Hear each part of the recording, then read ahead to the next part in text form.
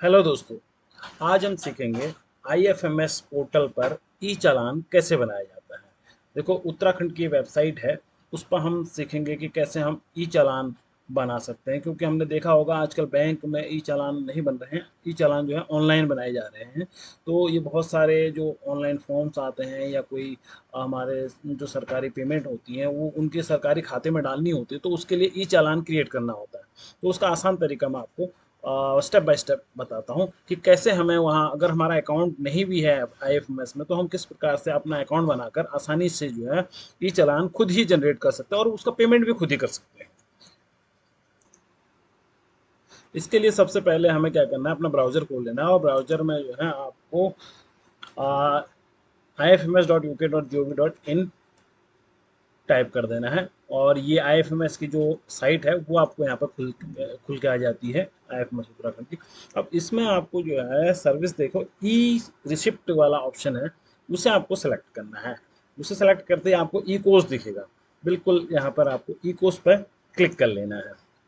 ई course पर click करते ही ये आपको एक दूसरी साइट पर ले जाएगा, एक दूसरे पेज पर ले जाएगा रिडायरेक्ट होकर। और यहाँ पर ई कोर्स उत्तराखंड का या जो वो लॉगिन है, लॉगिन बटन आपको दिखाई देगा। तो आपको क्या करना है, सिंपली इस लॉगिन बटन पर क्लिक कर देना है।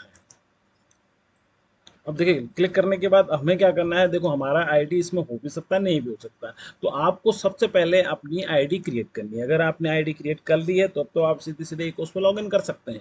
लेकिन अगर आपकी ई कोर्स पर आईडी नहीं है तो आपको सिंपली क्या करना है, एक आईडी यहाँ पे देखो, क्रिएट यू कोर्स यूजर आपको बना लेना है। और ये बहुत आसान है। देखिए, आप यहाँ पे क्लिक कीजिए और क्लिक करने के बाद आपको बस ये फॉर्म भरना है। देखिए, यहाँ पर आपको नेम है, एड्रेस है और district, pin code, phone number और पैन नंबर या आधार नंबर, इनमें से कोई एक ऑप्शन आपको यहाँ पे डालना है। और उसके बाद एक ओटीपी आपके पास आता है, जिससे आप डायरेक्टली जो है एक यूज़र अकाउंट आपका यहाँ पे क्रिएट हो जाता है। देखिए, इस तरह से हम जो है अपनी पूरी डिटेल यहाँ पे भर लेंगे और उसके बाद गेट ओटीपी वाले पे क्लिक कर लेंगे। देखिए, ईमेल आईडी यहाँ पे मिस हो गई है। यूज़र ने लास्ट नेम और ईमेल आईडी भी ये भरने के लिए कह रहा है। देखिए, मैंने ईमेल आईडी डाल दी है। उसके बाद गेट ओटीपी क्लिक कर देते हैं और देखिए ओटीपी मेरे मोबाइल नंबर पे, जो मोबाइल नंबर यहाँ पे डाला होगा उस पर वो ओटीपी आ गया होगा। तो वो ओटीपी अब हमें यहाँ पे नीचे डालना है। देखिए, ओटीपी मैंने यहाँ पे डाल दिया है। अब वैलिडेट ओटीपी करना है। इनवैलिड बता रहा है। देखिए, ये जो है वैलिडेट हो चुका है। इसके बाद हमें क्या करना है, यहाँ पे जो कैप्चा आया है वो यहाँ पे डाल देना है और उसके बाद प्रोसीड कर देना है। देखो, 322718 ये कैप्चा यहाँ पे आया हुआ है। इसको प्रोसीड कर लें।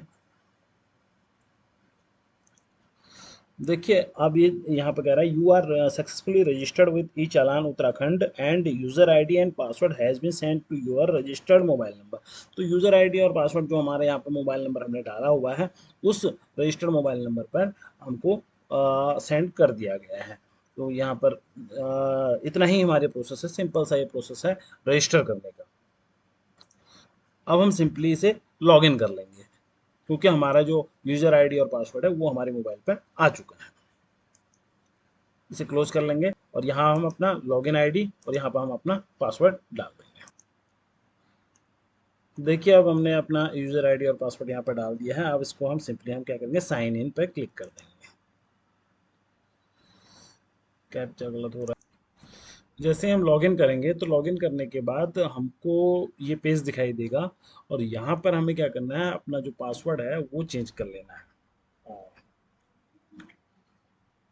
अब यहाँ पर अपना पुराना पासवर्ड डालना है और यहाँ आपको नया पासवर्ड डाल देना है जो आप बनाना चाह रहे हो और चेंज पासवर्ड पर क्लिक कर देना है। तो हम जैसे चेंज पासवर्ड पर क्लिक कर देते हैं,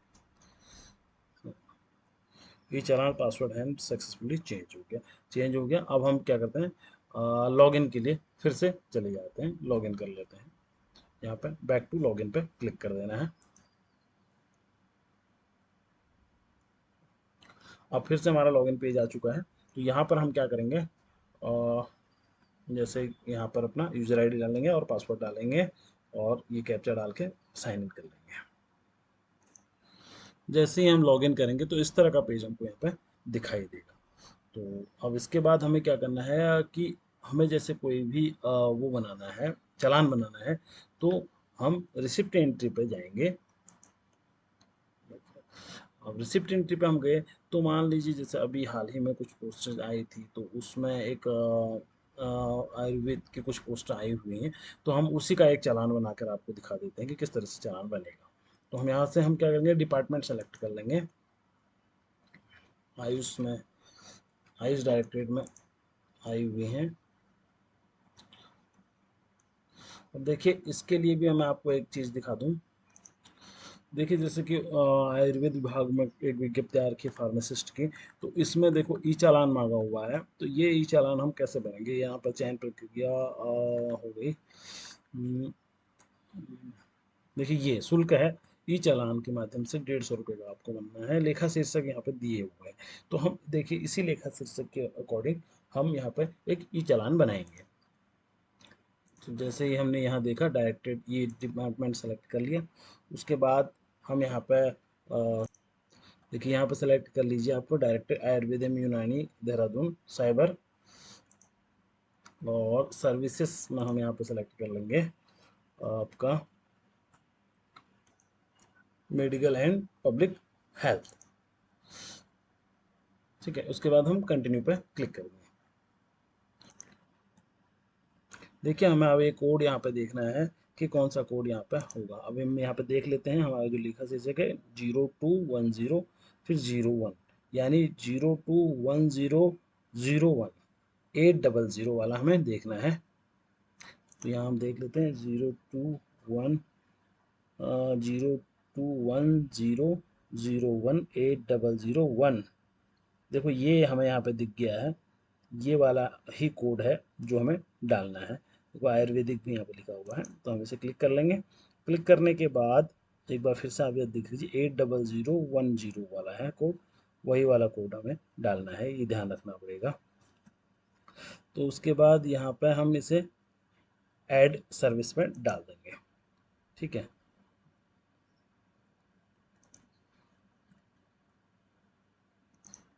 इसके लिए हमें यहाँ पे अमाउंट भी डालना होगा। अब हम अमाउंट यहाँ पे देख लेते हैं कितने का हमें बनाना है, 150 का बनाना है, तो हम यहाँ पे 150 डाल देंगे। ठीक है, अब ऐड कर देंगे तो ये ऐड हो जाएगा। देखिए ऐड हो चुका है, 150 हो गया है। अब आपको क्या करना है, इसे प्रोसीड पे क्लिक कर देना है। ठीक है,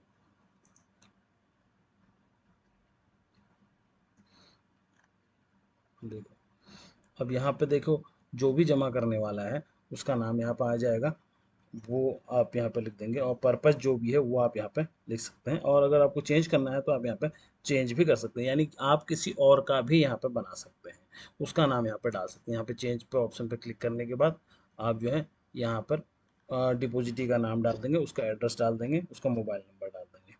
ठीक है, डिपोजिटर मोबाइल नंबर डाल देंगे और पर्पस डाल देंगे कि किस पर्पस से आप उसे ये बना रहे हैं। ठीक है, तो अभी हम जो है सीधे अपने नाम से कर लेते हैं, और यहाँ पर लिख देते हैं पोस्ट। ठीक है, और प्रोसीड पर क्लिक कर देते हैं। देखो इस तरह से बन के आपका एक आ जाएगा। उसके बाद ये सारा एड्रेस वगैरह जो भी आपके हैं सारा वो फॉर्म बन के पूरा पूरा आ जाएगा। अब आपको क्या करना है, click here to proceed to the bank. देखो दो ऑप्शन हैं यहाँ पे, ओनली क्लिकिंग। अब हमें क्या करना है, यहाँ पर अपनी पूरी डिटेल देख लेनी है। अगर कोई दिक्कत है या कुछ गलत है तो उसे हम दोबारा से सही कर लेंगे। अदरवाइज हम यहाँ पे क्या करेंगे, click here for proceed to the bank पे क्लिक कर लेंगे। ठीक है, अब यहाँ पे आर यू श्योर, वो कंफर्मेशन पूछ रहा है, हेड पूछ रहा है। देखो हेड हमारे 150 जो है टू यही हेड है, उसी हेड पे हमें डालना है। ठीक, चालान नंबर भी क्रिएट हो गया है, प्रोसीड हम कर देते हैं। अब देखो यहाँ पर देखिए एक चीज़ है, अब यहाँ पर एक चीज़ है कि आपको नेट बैंकिंग जो है एसबीआई नेट बैंकिंग से करना है। जरूरी नहीं है, अगर आप और भी नेट बैंकिंग से करते हैं तो उसमें आपको चार्ज लगेगा, और अगर आप एसबीआई नेट बैंकिंग से पेमेंट करते हैं तो आपको कोई चार्ज नहीं लगेगा। अगर आप ब्रांच के थ्रू भी करते हैं तब भी आपका जो है कोई चार्ज नहीं लगेगा। कैश या चेक के थ्रू करते हैं तो ब्रांच के थ्रू करेंगे तो हमारा चालान बन के आ जाएगा, उसे एज इट इज हमें बैंक में जाना पड़ेगा। तो इससे अच्छा हम बैंक न जाकर हम डायरेक्टली अपना नेट बैंकिंग के थ्रू ये चालान भर सकते हैं। आरटीजीएस के ऑप्शन पर अगर हम जाते हैं तो वहाँ पर हमको जो है